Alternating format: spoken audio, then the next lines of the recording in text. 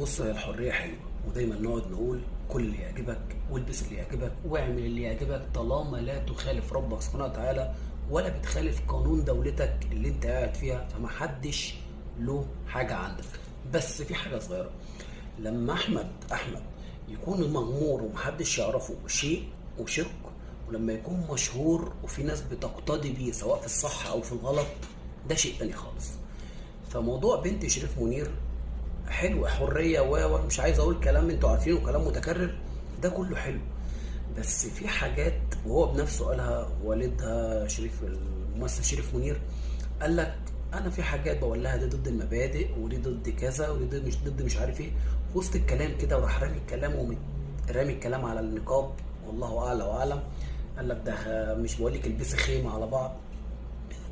مش ليه لازمه يعني السم في العسل. انت عندنا مثل شعبي بيقول لك اللي عنده